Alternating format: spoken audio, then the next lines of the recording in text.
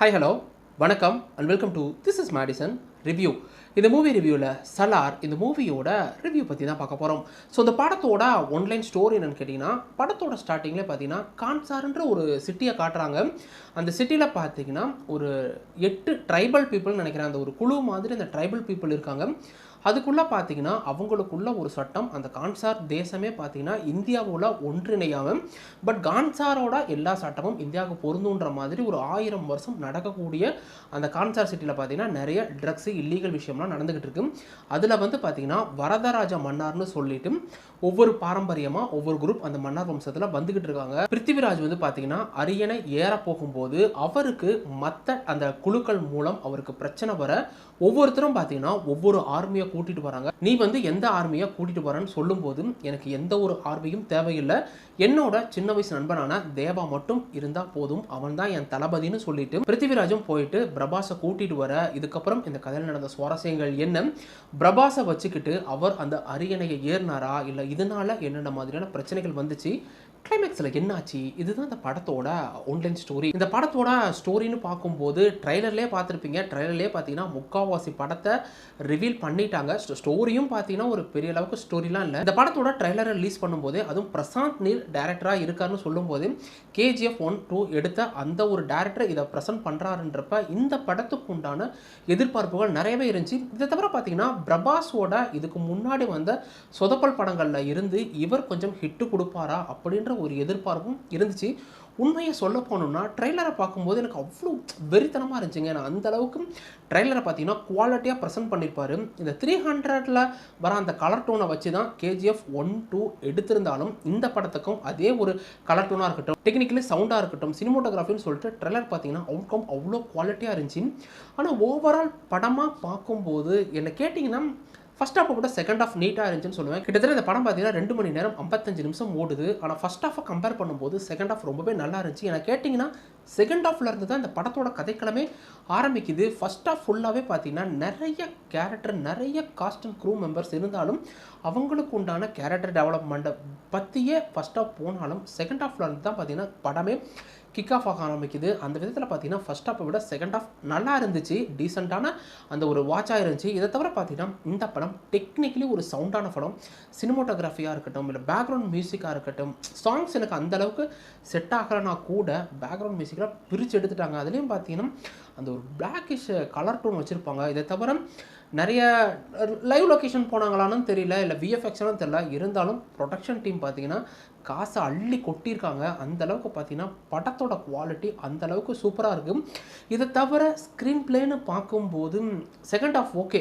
அந்த ட்ரைலரில் காட்டினா அந்த ஒரு கான்சார்ன்ற ஒரு பிளேஸில் ஏற்படக்கூடிய ட்ரைபல் பீப்புளுக்குள்ளே ஏற்படக்கூடிய அந்த ஒரு பிரச்சனையை எப்படி அவங்க சரி செய்கிறாங்க, அதுக்கு தன்னோட நண்பனான தேவாவை வச்சு அவன் எப்படி அந்த அரியணை ஏறுறான்ற அந்த சீக்வன்ஸுக்கு செகண்ட் ஹாஃப் கொண்டு போயிருந்தா கூட ஃபர்ஸ்ட் ஹாஃபை பொறுத்த வரைக்கும் மேக்கிங் வைஸ் இன்னும் கொஞ்சம் பெட்டராக இருந்திருக்கலாம்னு தோணுச்சு.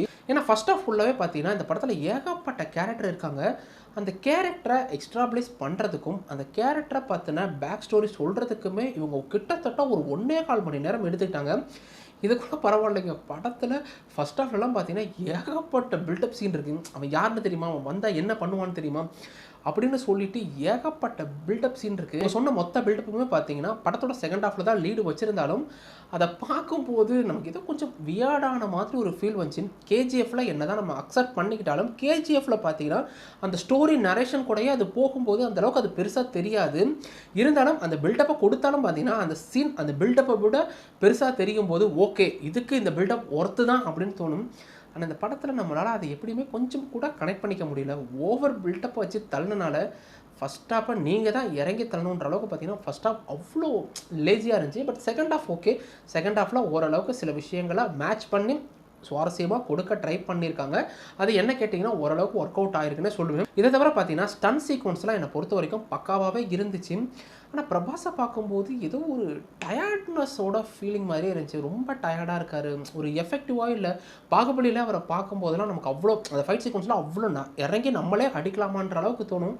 ஆனால் இந்த படத்துலலாம் பார்த்தீங்கன்னா ஒரு மாதிரி டயர்டாகவே இருக்கார். பேசக்கூடிய டயலாகாக இருக்கட்டும், இல்லை நடந்து வருதுன்னு சொல்லிட்டு ஏகப்பட்ட அந்த ஒரு சோர்வான விஷயம் அவர் மூஞ்சில் தெரியும்னாலே ஃபைட் சீக்வன்ஸும் பார்த்தீங்கன்னா அந்தளவுக்கு இம்ப்ரெசிவாக இல்லை. இருந்தாலும் ஸ்டன் சீக்வன்ஸை பொறுத்த வரைக்கும் நீட்டாகவே பண்ணியிருப்பாங்க. இதை தவிர பார்த்தீங்கன்னா இந்த படத்துக்கும் லாஜிக்குக்கும் ரொம்பவே தூரம்.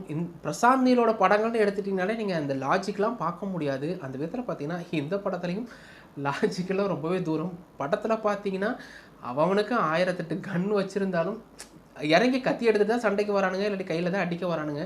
நம்மளால் அடிக்கிற ஒவ்வொரு அடியும் பார்த்தீங்கன்னா அது அடியில் நம்ம பிரபாஸை பார்க்கும்போது பாலையாவுக்கே டஃப் கொடுப்பாரோன்ற அளவுக்கு ஃபைட் சீக்வன்ஸ் எல்லாம் வெறித்தனமாக இருக்குது. என்னை பொறுத்த வரைக்கும் தெலுங்கு சினிமாவோட வாடை இந்த படம் தெலுங்கு சினிமா தான் இருந்தாலும் அந்த வாடை அவங்க ரசிகர்களை சாட்டிஸ்ஃபேக்ஷன் பண்ணுற அளவுக்கு எப்படி இருக்குமோ அந்த அளவுக்கு இருந்தாலும் தமிழ் ஆடியன்ஸை பொறுத்த வரைக்கும் அதை கலாச்சி தள்ளிடுவாங்க. ஸோ இந்த படத்துலையும் பார்த்தீங்கன்னா அந்த மாதிரி ஒரு சில விஷயங்கள் இருக்குது.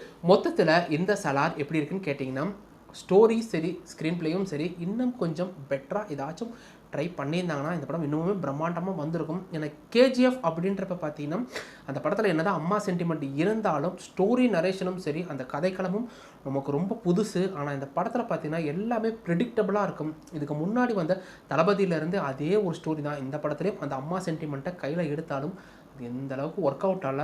ஃபஸ்ட் ஆஃப் பார்த்தீங்கன்னா ரொம்பவே பில்டப் பண்ணி கேரக்டர் நிறைய பேத்துக்கு கேரக்டர் டெவலப்மெண்ட் பண்ணுறேன்னு சொல்லி ஃபஸ்ட் ஆஃபை ரொம்பவே சோதிச்சிட்டாங்க. இருந்தாலும் செகண்ட் ஆஃப் பார்த்தீங்கன்னா ரொம்பவே நல்லா இருந்துச்சு. எனக்கு பர்சனலாக செகண்ட் ஆஃப் ரொம்பவே பிடிச்சிருந்துச்சி. படம் பார்த்தீங்கன்னா சேஸ் ஃபயர்னு சொல்லிட்டு இது ஃபஸ்ட்டு பார்ட்டு தான். இந்த செகண்ட் பார்ட்டு இதுக்கப்புறம் வருது, பார்க்கலாம் அந்த படம் எப்படி இருக்குன்னு சொல்லிட்டு. படத்தில் பார்த்தீங்கன்னா எந்த ஒரு பெருசாக அடல் கண்டென்ட் இல்லை. ஆனால் வெட்டுறது, குத்துறது, தலையை தனியாக துண்டாக வெட்டி எடுக்கிறதுன்னு சொல்லிட்டு ஊறுப்பட்ட ரத்த கலரியான விஷயங்கள் ஏகப்பட்டது இருக்குது.